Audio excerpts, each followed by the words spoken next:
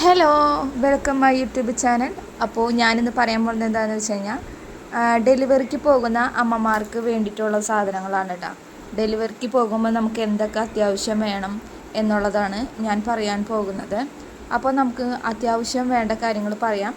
അതിന് മുന്നേ നിങ്ങൾ എൻ്റെ വീഡിയോ ആദ്യമായിട്ട് കാണണമെന്ന് വെച്ച് കഴിഞ്ഞാൽ സബ്സ്ക്രൈബ് ചെയ്യണം. പിന്നെ സൈഡിലുള്ള ബെല്ലൈക്കൺ ഞെക്കണം. എന്നാലും ഞാനിടുന്ന വീഡിയോ നിങ്ങൾക്ക് എല്ലാതും കിട്ടുള്ളൂ. എല്ലാ വീഡിയോസും നോട്ടിഫിക്കേഷൻ കിട്ടുള്ളൂ.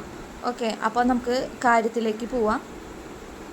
അപ്പോൾ നമ്മൾ ഹോസ്പിറ്റലിലേക്ക് പോകുമ്പോൾ നിർബന്ധമായിട്ടും വേണ്ടത് ഫയലാണ്. അതായത് നമ്മുടെ എന്താ പറയുക, ബ്ലഡ് ടെസ്റ്റ് ചെയ്തതിൻ്റെ, BP ചെക്ക് ചെയ്തതിൻ്റെ, ഷുഗർ നോക്കിയതിൻ്റെ, സ്കാനിങ്, അങ്ങനെ റിപ്പോർട്ടുകളെല്ലാം നമ്മളൊരു ഫയലിൽ നിർബന്ധമായിട്ടും വെച്ചിരിക്കണം.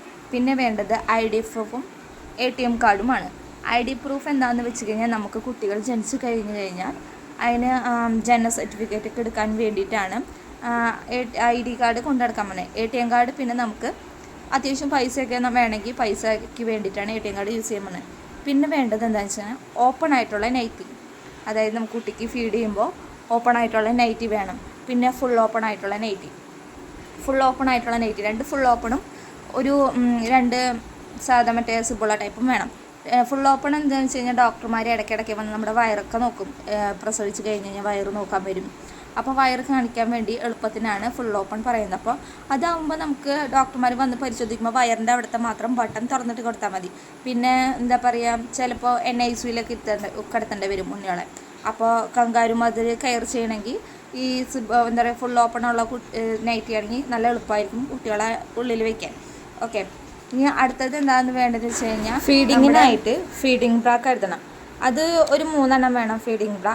പിന്നെ അതേപോലെ നൈറ്റിയും 4 എടുക്കണം. അതായത് 2 സിബണും പിന്നെ ഫുൾ ഓപ്പൺ ഉള്ളത്, അങ്ങനെ 4. പിന്നെ 2 തോർത്ത് കരുതാം. തോർത്ത് എന്തിനാന്ന് വെച്ച് കഴിഞ്ഞാൽ ഒരു തോർത്ത് നമുക്ക് കുളിക്കുമ്പോഴൊക്കെ യൂസ് ചെയ്യാൻ, പിന്നെ ഒരു തോർത്ത് കൈയും മുഖമൊക്കെ തുടയ്ക്കാൻ വേണ്ടിയിട്ട്. പിന്നെ നമുക്ക് എന്താണെന്ന് വെച്ച് കഴിഞ്ഞാൽ ഒരു വലിയ മറ്റേ എന്താ പറയുക, വലിയ ഷീറ്റ് വേണം. അതായത് ക്യൂക്ക് ഡ്രൈ ആവണത്, അതായത് പെട്ടെന്ന് നമുക്ക് ഇപ്പോൾ എന്താ പറയുക, ബ്ലഡ് അതേപോലെ മറ്റേ വെള്ളം പൊട്ടിപ്പോയില്ല അങ്ങനെയൊക്കെ ഉണ്ടാവുമല്ലോ. അപ്പോൾ അങ്ങനത്തെ സംഭവങ്ങളൊക്കെ ഉണ്ടെങ്കിൽ നമ്മൾ ബെഡിൽ വിരിച്ച് ഷീറ്റ് വിരിച്ച് കിടന്നു കഴിഞ്ഞാൽ അടിയിൽ ലീക്കേജ് ഉണ്ടാവില്ല. അതിന് വേണ്ടിയിട്ട് ഒരെണ്ണം കരുതണം. പിന്നെ എന്താ വെച്ച് കഴിഞ്ഞാൽ നമ്മുടെ സ്കിന്നിന് വേണ്ടിയിട്ടുള്ള സാധനങ്ങളിൽ, അതായത് മോയ്സ്ചറൈസിങ്, ലിപ് ബാം, പിന്നെ ഫേസ് വാഷ് ചെയ്യാൻ, അതൊക്കെ നമുക്ക് അത്യാവശ്യം കരുതാം.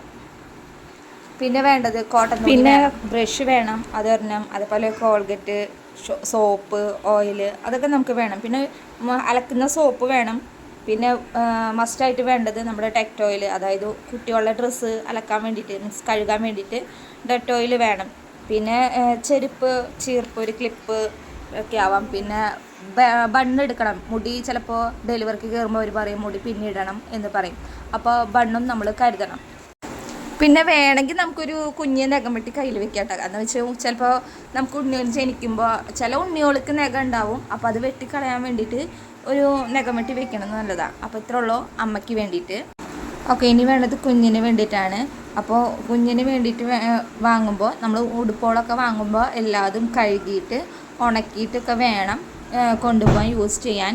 അപ്പോൾ ആദ്യം വേണ്ടത് നമുക്ക് ന്യൂ ബോൺ ഡ്രസ്സസാണ്. ഈ ഫ്രണ്ട് ഓപ്പൺ ആയിട്ടുള്ളത്, അല്ലെങ്കിൽ എന്താ പറയുക, തോളിന് മുകളിൽ കെട്ടായിട്ടുള്ള ടൈപ്പ്. അത് ലൈറ്റ് കളറായിരിക്കണം, ലൈറ്റ് ഷെയ്ഡ്സ് എടുക്കണം. പിന്നെ മാത്രമല്ല നല്ല സോഫ്റ്റും ആയിരിക്കണം കേട്ടോ.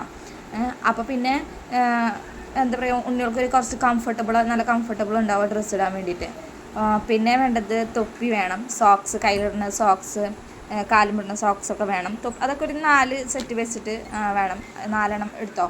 പിന്നെ വേണ്ടത് എന്താണെന്ന് വെച്ച് കഴിഞ്ഞാൽ നമ്മുടെ പാമ്പേഴ്സ് ന്യൂ ബോൺ സൈസ്, മറ്റേ ടൈപ്പ് സൈസ് ഉണ്ട്, ഒട്ടിക്കുന്ന ടൈപ്പ്. അങ്ങനത്തെ വാങ്ങുന്നതാണ് ഏറ്റവും നല്ലത്. കാരണം എന്താ വെച്ച് കഴിഞ്ഞാൽ നമ്മൾ ജനിക്കുന്ന ഉണ്ണികളെല്ലാവരും ഓരോ സൈസല്ല, പലരും പല സൈസാണ്. അപ്പോൾ ടൈപ്പ് ആകുമ്പോൾ നമുക്ക് ചില ഉണ്ണികൾക്ക് പാമ്പേഴ്സ് മറ്റേ diaper type, pant type correct പാകമായിരിക്കും. ചില ഉണ്ണികൾക്ക് ലൂസ് ഉണ്ടാവും. അപ്പോൾ അങ്ങനെ വരുന്ന ഉണ്ണികൾക്ക് ടൈപ്പ് യൂസ് ചെയ്താൽ കറക്റ്റ് അവരെ അരവണ്ണത്തിന് അനുസരിച്ചിട്ട് നമുക്ക് വേണമെങ്കിൽ ടൈപ്പ് യൂസ് ചെയ്യാം, ടാപ്പ് വെച്ചിട്ട് ഒട്ടിക്കാം. അതിന് വേണ്ടിയിട്ടാണ് ടാപ്പുള്ള പാമ്പേഴ്സ് എടുക്കാൻ പറഞ്ഞത്. പിന്നെ ബേബി ടർക്കി ഒരു 2 അല്ലെങ്കിൽ 4 ആയാലും കുഴപ്പമില്ല, കാരണം നമുക്കത് അത്യാവശ്യമാണ്. അത് കാരണം പിന്നെ കോട്ടൺ തുണി വേണം ഉണ്ണികൾക്ക്. അവർ സ്ക്വയർ ടൈപ്പിലാക്കിയിട്ട് നമ്മൾ പ്രസവിച്ച് കഴിഞ്ഞ് ചിലപ്പോൾ ഡോക്ടർമാർ നഴ്സുമാർ ചോദിക്കും അവിടുത്തെ അപ്പോൾ നമുക്കത് കൊടുക്കാൻ വേണ്ടിയിട്ട് നമ്മളത് കരുതി വെക്കണം. പിന്നെന്താണെന്ന് വെച്ച് കഴിഞ്ഞാൽ വൈപ്സ് നമുക്ക് മസ്റ്റാണ്. അതായത് ഉണ്ണികൾ അപ്പിയിട്ട് മൂത്രമൊക്കെ ഒഴിച്ച് കഴിഞ്ഞാൽ തുടയ്ക്കാൻ വേണ്ടിയിട്ട് വൈപ്സ് കൊണ്ട് വൈപ്സിൻ്റെ ടിഷ്യൂ ഭയങ്കര സോഫ്റ്റാണ്. അപ്പോൾ വൈപ്സ് നമുക്ക് തുടച്ചിട്ട് ക്ലീൻ ചെയ്യാം. അവർക്കധികം വേദനയ്ക്കൊന്നുമില്ല. അപ്പോൾ അത് യൂസ് ചെയ്യാം. പിന്നെ അവർ കിടക്കണതിൻ്റെ അടിയിൽ നമ്മൾ ബെഡ് ഉണ്ടല്ലോ, അവർക്ക് ബെഡ് വാങ്ങുമ്പോൾ ആ ബെഡിൻ്റെ അടിയിൽ മറ്റേ ക്വിക്ക് ഡ്രൈ ആവണ ഷീറ്റ് ഉണ്ട്.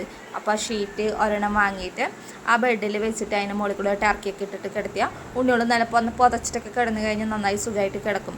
പിന്നെ എന്താണെന്ന് വെച്ച് കഴിഞ്ഞാൽ അവർക്ക് ഫുൾ സ്ലീവുള്ള ഡ്രസ്സുകൾ വാങ്ങണം.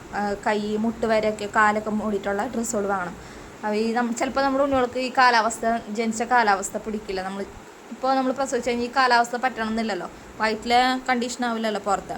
അപ്പോൾ നമുക്ക് ഫുള്ള് നന്നായി കവർ ചെയ്തിട്ടുള്ള ഡ്രസ്സും ഒക്കെ വാങ്ങണം. അതിന് ബെഡ് മസ്റ്റാണ്.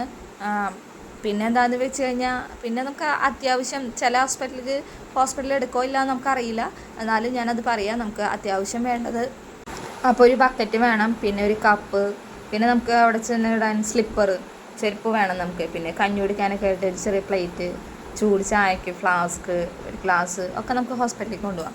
ചില ഹോസ്പിറ്റൽ സമ്മതിക്കുകയാണെങ്കിൽ അവരോടൊക്കെ ചോദിച്ചിട്ട് നമുക്ക് നോക്കാമല്ലോ, യൂസ് ചെയ്യാം. എന്തായാലും പ്ലേറ്റും ഫ്ലാസ്കും നമുക്ക് മസ്റ്റാണ്. ചെരുപ്പും ബക്കറ്റിൻ്റെ കാര്യം എങ്ങനെയാണെന്ന് എനിക്ക് അറിയില്ല. ചില ഹോസ്പിറ്റലിൽ അലോഡാണ്, ചില ഹോസ്പിറ്റലിൽ അലോഡല്ല. അതൊക്കെ നിങ്ങളുടെ സൗകര്യം പോലെ ചെയ്യാം.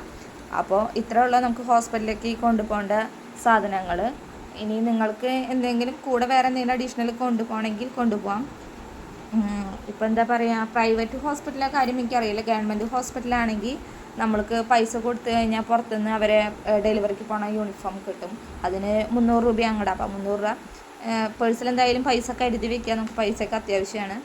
അപ്പോൾ ഇത്രയുള്ളൂ എനിക്ക് പറയാൻ. എൻ്റെ വീഡിയോ കണ്ടതിന് താങ്ക് യു. അപ്പോൾ എൻ്റെ വീഡിയോ എല്ലാം കാണാൻ വേണ്ടിയിട്ട് സബ്സ്ക്രൈബ് ചെയ്യണം, ബെല്ലൈക്കൺ ഞെക്കണം. Okay, thank U.